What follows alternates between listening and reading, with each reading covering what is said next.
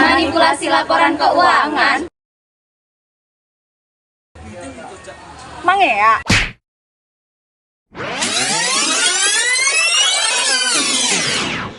Pada kesempatan kali ini kita akan mengupas studi kasus PT Tiga Pilar Sejahtera atau biasa disebut dengan TPS. Tokoh yang bersangkutan yaitu Stefanus dan Budi. Kasus ini berawal dari runtuhnya bisnis beras yang dikelola anak usaha perseroan PT Indobras Unggul. Karena ketahuan mengoplas, perusahaan ini ditemukan melakukan pengepul beras petani bersubsidi untuk diproses dan dikemas ulang menjadi beras premium. Atas kejadian ini muncul kesulitan keuangan pada PT TPS Food dari kesulitan bayar bunga dan pokok obligasi yang berujung pada gagal bayar. Hal ini terjadi pada tahun 2017 sehingga saham turun signifikan. Sebelumnya, PT Ibu atau anak dari PT TPS Food ini merupakan penyumbang 50% pendapatannya. Pada tahun 2017, PT TPS Food melakukan fraud laporan keuangan karena terdapat pengangsuran pendapatan yang mana sebelumnya didapat dari PT Ibu. Kemudian pada tahun 2018, muncullah penolakan terhadap laporan keuangan pada tahun 2017 oleh investor dan pemegang saham karena mencurigai adanya dugaan penyelewengan dana oleh manajemen.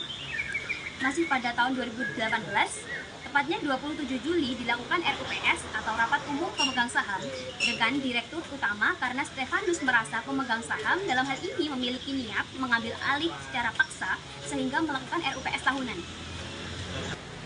Bulan Oktober 2018, dilakukannya RUP SLB atau Rapat Umum Pemegang Saham Luar Biasa oleh Komisaris untuk pergantian direksi. Hal ini dikarenakan dirasa ada kejanggalan yang dilakukan oleh direksi TPS Food. Kemudian pada tahun 2019, setelah penggantian direksi baru memberikan mandat kepada Ernst & Young untuk menelaah atas beberapa laporan keuangan. Ernst & Young melakukan investigasi dan mengeluarkan laporan berbasis fakta yang berisi temuan kecurangan yang dilakukan oleh direksi lama. Kemudian BNI memanggil direksi lama untuk diperiksa dari kebenaran atas kecurangannya tersebut. Selanjutnya pada tahun 2021 diputuskan hukuman terhadap jajaran direksi lama yang bersalah dan terlibat dalam fraud laporan keuangan tersebut. Selanjutnya ke proses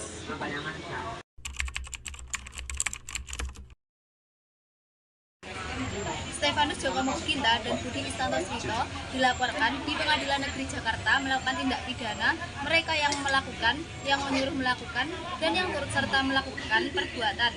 Karena dalam kegiatan perdagangan efek, setiap pihak dilarang secara langsung maupun tidak langsung menipu atau mengelabui pihak lain dengan menggunakan sarana maupun cara apapun.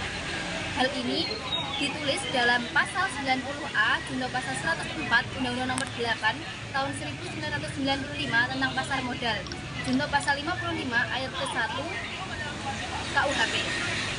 Majelis Hakim memutuskan bahwa keduanya tidak terbukti secara sah dan meyakinkan melakukan tindak pidana yang didakwakan, namun secara sah dan meyakinkan melakukan perbuatan yakni membuat pernyataan atau memberikan keterangan yang secara material tidak benar atau menyesatkan sehingga mempengaruhi harga efek di bursa efek. Maka dari itu Majelis Hakim menjatuhkan pidana kepada keduanya 4 tahun dan denda masing-masing 2 miliar. Apabila denda tersebut tidak dibayar, maka diganti dengan kurungan 3 bulan. Atas putusan tersebut, kedua terdakwa mengajukan banding ke Pengadilan Tinggi Jakarta.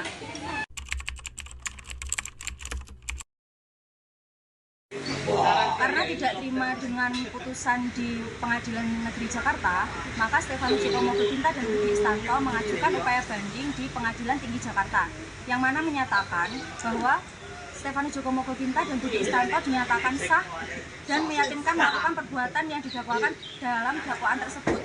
Akan tetapi, majelis hakim memutuskan bahwa dakwaan tersebut tidak termasuk dalam dakwaan pidana, yaitu sehingga membebaskan terdakwa dari dakwaan tersebut, memerintahkan terdakwa dikeluarkan dari tahanan segera setelah putusan ini diucapkan.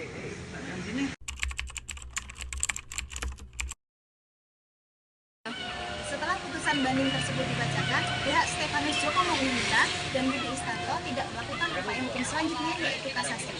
Akan tetapi, pihak jaksa penuntut umum tidak terima dengan hasil putusan banding tersebut, sehingga pihak jaksa penuntut umum mengajukan upaya hukum kasasi ke Mahkamah Agung.